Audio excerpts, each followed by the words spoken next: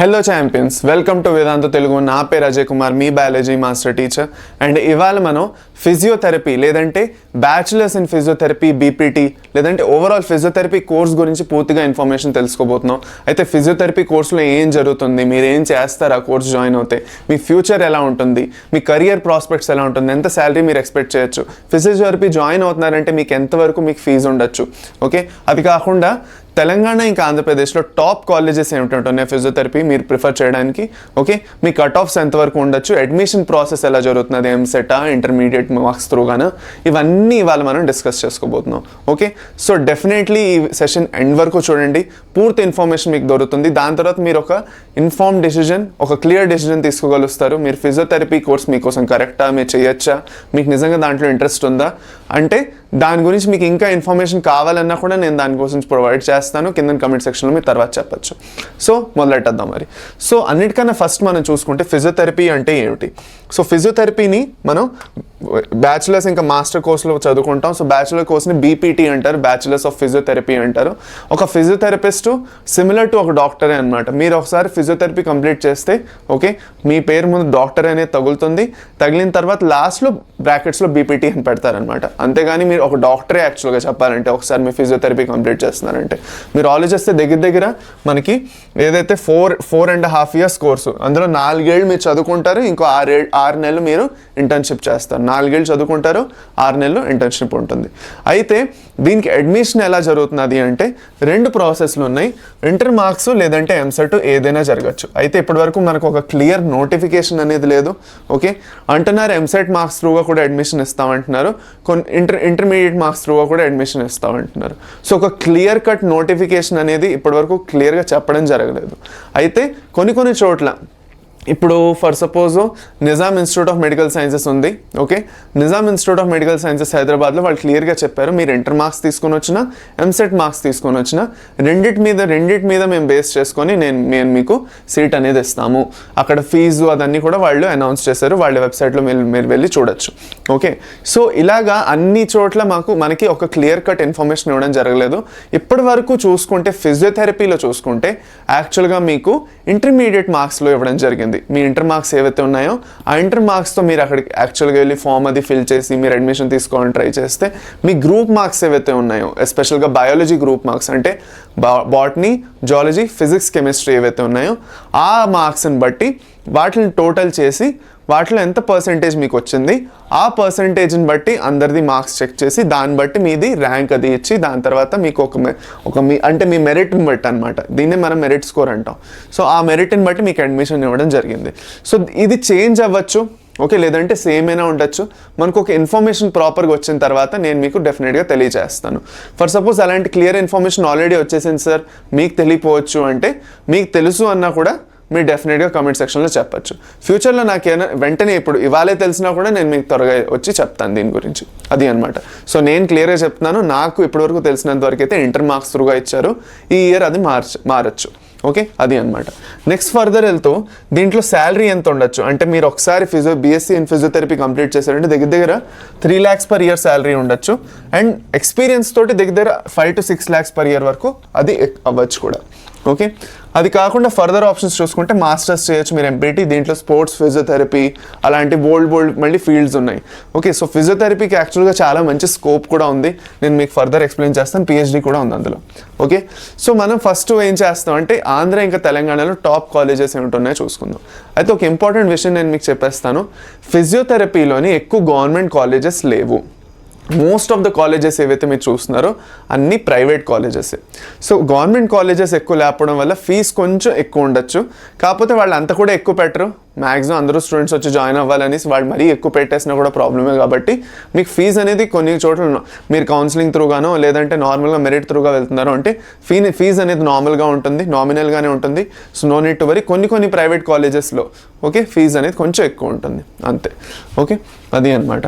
So 1 by 1 మనం చూసుకుంటే Andhra university reason ఏదైతే ఉందో అక్కడ SIMS college of physiotherapy Guntur, దాని తర్వాత కాలేజ్ ఆఫ్ ఫిజియోథెరపీ ఒంగోలు, దాని తర్వాత స్వాతంత్ర ఇన్స్టిట్యూట్ అండ్ రిహాబిలిటేషన్ రాజమహేంద్రవరం అంటే రాజమండ్రిలోని, ఎంఈ కాలేజ్ ఉన్నది గుంటూరులో మళ్ళీ. దాని తర్వాత విజయ ఇన్స్టిట్యూట్ ఆఫ్ మెడికల్ సైన్సెస్లోనే ఫిజియోథెరపీ ఉంది విజయవాడలోని. దాని తర్వాత కుగ్లర్ memorial physiotherapy degree college Guntur. దాని తర్వాత విఏపిఎంఎస్ కాలేజ్ ఆఫ్ ఫిజియోథెరపీ విశాఖపట్నం. ఇవన్నీ కొన్ని టాప్ కాలేజెస్ అనమాట. ఆంధ్రాలో ఏయూ రీజియన్లో చూసుకుంటే, ఆంధ్ర యూనివర్సిటీ రీజియన్లో. అదే మనం ఎస్వియు రీజియన్లో చూసుకుంటే మనకి Venkat Padmavathi college of physiotherapy Tirupati. దాని తర్వాత Lakshmi Venkatesh TG physiotherapy college Kurnool. దాని తర్వాత P Ramireddy memorial college of physiotherapy Kadapa, Kasturi college of physiotherapy Anantapur, ఇంకా Narayana college of physiotherapy Nellore. Okay, ఈ కాలేజెస్ కొన్ని మీకు ఏవైతే ఉన్నాయో, అంటే ఇవే కాలేజెస్తో మనం ఏం ఆగిపోక్కర్లేదు, ఇంకా బోల్డ్ కాలేజెస్ ఉన్నాయి. టోటల్గా మనం ఆంధ్రాలో చూసుకుంటే 32 కాలేజీలు ఉన్నాయి, తెలంగాణలో చూసుకుంటే 22 కాలేజీలు ఉన్నాయి ఫిజియోథెరపీతో సంబంధించింది. ఓకే, సో అది అనమాట. సో నెక్స్ట్ మనం తెలంగాణలో చూసుకుంటే Durgabai Deshmukh college of physiotherapy Hyderabad, దాని తర్వాత Kakatiya college of physiotherapy Warangal, దాని తర్వాత Sushruta institute of physical medicine and rehabilitation Hyderabad, Apollo college of physiotherapy చాలా మందికి తెలిసి ఉంటుంది హైదరాబాద్, ప్రగతి కాలేజ్ ఆఫ్ ఫిజియోథెరపీ నిజామాబాద్, ఇంకా Sanjeevani college of physiotherapy Sangareddy Medak డిస్ట్రిక్ట్లో ఉంది.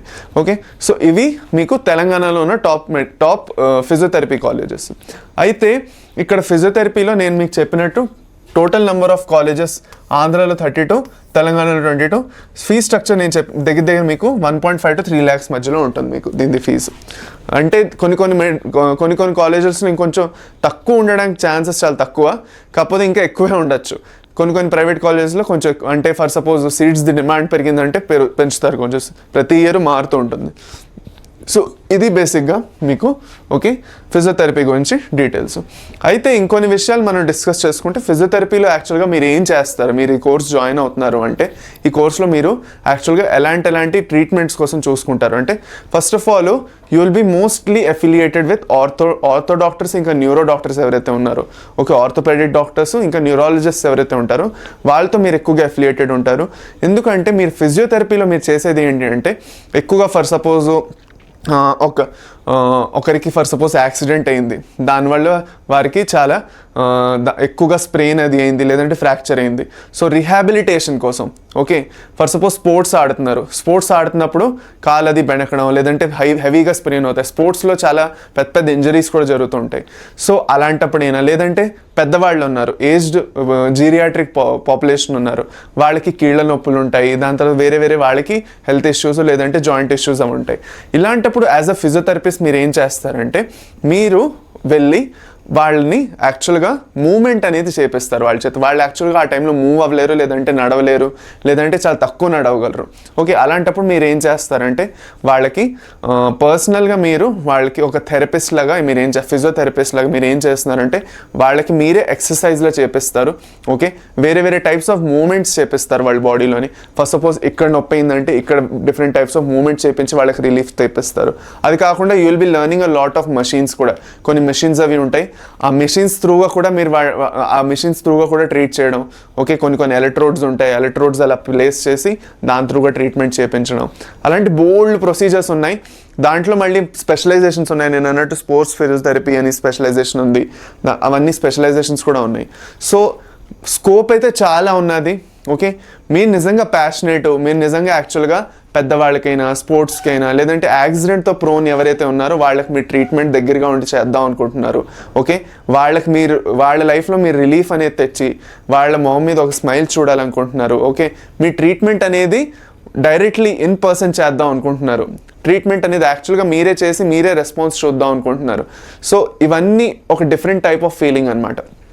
చాలామందికి యాక్చువల్గా ఓకే నార్మల్గా ఇప్పుడు డాక్టర్స్ అయితే జస్ట్ మెడిసిన్స్ రాసి ఇచ్చేస్తారు, తర్వాత ప్రోగ్రెస్ చెక్ చేస్తారు. మీరైతే పర్సనల్గా వెళ్ళి అక్కడ యాక్చువల్గా ట్రీట్మెంట్ అనేది చేస్తున్నారు అనమాట. So that's the difference you will be doing as a physiotherapist. Okay, so this is basically regarding physiotherapy. మీకు యాక్చువల్గా దీని గురించి ఇంకా ఏమైనా ఇన్ఫర్మేషన్ కావాలి, ఓకే ఇంకా మీకు ఐడియాస్ లేవు దీని గురించి, ఇంకా మీకు ఐడియా కావాలి, ఇంకేమైనా కన్ఫ్యూజన్ ఉంది, వేరే ఏ కోర్స్ గురించి కావాలన్నా ఓకే కింద కమెంట్ సెక్షన్లో చెప్పండి. అయితే మీకు ఇంకా ఏమైనా డౌట్స్ ఉంటే మాత్రం వేరే కోర్సెస్ గురించి నేను చెప్తానా లేదా అంటే డెఫినెట్గా చెప్తాను. రాబోయే రోజుల్లోనే వేరే కోర్సెస్ గురించి, మనం పారామెడికల్ కోర్సెస్ అవన్నీ కూడా ఏవైతే ఉన్నాయో వాటన్నిటి గురించి కూడా సపరేట్గా డిస్కస్ చేస్తాం.